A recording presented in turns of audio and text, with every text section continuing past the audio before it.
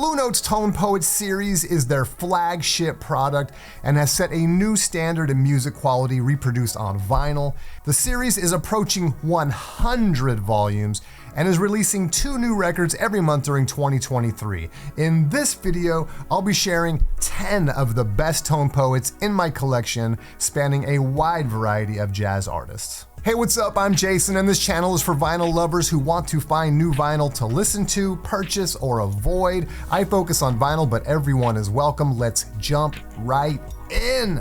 Let's start strong with pianist Chickaree's 1968 album, Now He Sings, Now He Sobs, a beautiful and original album. This is the record that introduced me to Chickaree's music, and Chickaree has an awesome catalog of very modern, fusion, avant-garde styles. The record features Roy Haynes on drums and is a true gem. The sonics are astounding.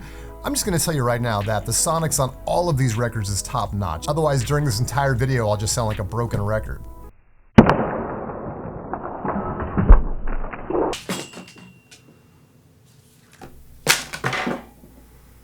Get it? Broken record. Here's the back. And many Tone Poets have these really nice gatefolds. Here's Andrew Hill, another phenomenal piano player, here represented on 1964's Black Fire.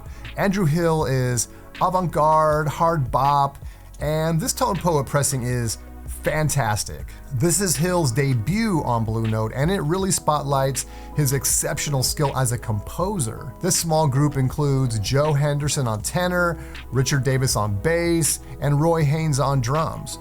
And there's Roy Haynes' name again. All incredible musicians that play unbelievably well together on this record, and this Tone Poet release really does right by this groundbreaking work. There's the back.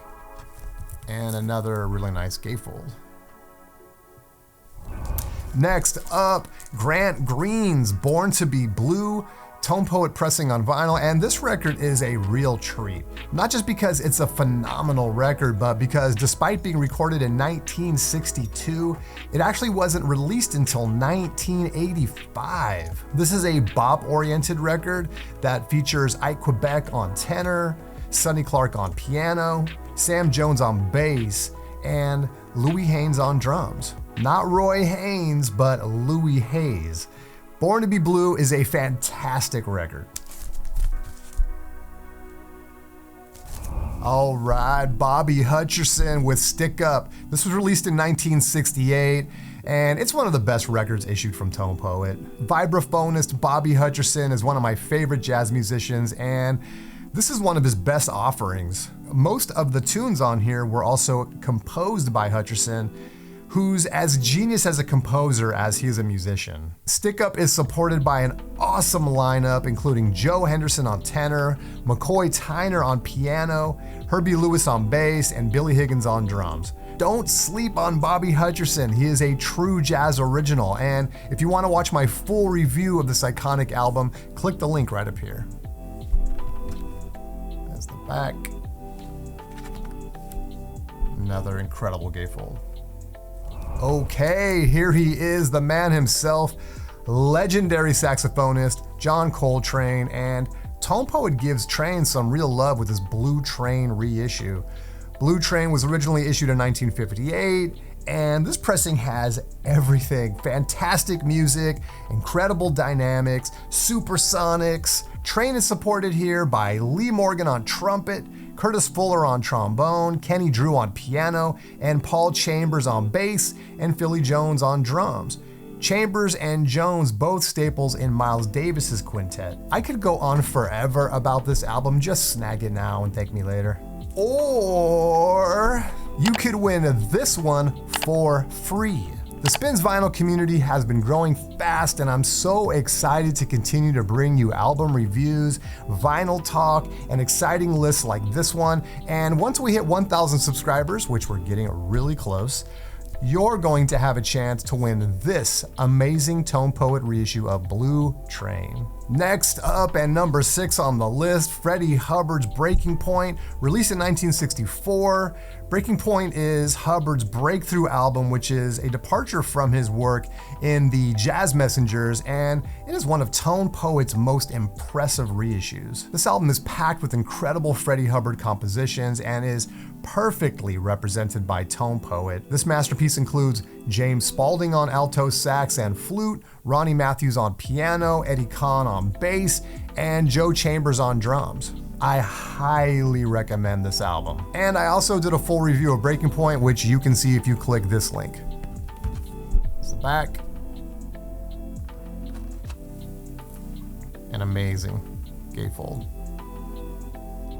All right, this next one is another record that was released way after it was recorded. Bobby Hutcherson's Oblique was recorded in 1967, but not released until 1979. This lineup includes the iconic Herbie Hancock on piano, Albert Simmons on bass, and Joe Chambers on drums. This is another amazing Hutcherson album.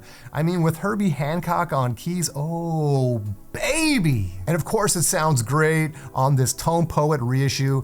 Highly, highly recommended. There's the back, and very cool gatefold photos.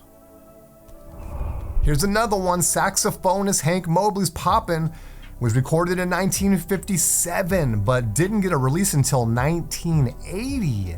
This solid record has some star-studded personnel, including Art Farmer on trumpet, Pepper Adams on sax, Sonny Clark on piano, Paul Chambers on bass, and Philly Joe Jones on drums. I love this cover design too, just super cool. This is a great album and it sounds great with the Tone Poet treatment. Side 2 includes 2 longer tunes, each over 10 minutes long, and you know what I'm gonna say about that. I love when musicians have some more space to stretch out a little bit. This is a great record. Here's the back, and again, some super awesome session photos in the gatefold. Here's jazz pianist McCoy Tyner again, this time as a leader on the album Tender Moments. This is Tyner's 8th album and 2nd on Blue Note. It was released in 1968 and features a large group of musicians, including Lee Morgan on trumpet, Herbie Lewis on bass, and Joe Chambers on drums. It is a massive understatement to say that McCoy Tyner is great. I would snag anything by him. More awesome session photos in this gatefold. Okay, last but not least with a hidden gem, this is Duke Pearson's The Phantom. Duke Pearson is a phenomenal, unique pianist and arranger, and The Phantom is an underrated album. Bobby Hutcherson appears on the album as well. If you want something different, definitely check out The Phantom. In my opinion, it is an underrated gem. For some reason, we didn't get a gatefold on this one. I don't know if that means that there were no session photos, but no gatefold here. Still an amazing record. Definitely check it out. There you have it, 10 phenomenal jazz classics reissued on Blue Note's Tone Poets series. I hope you discovered some new music.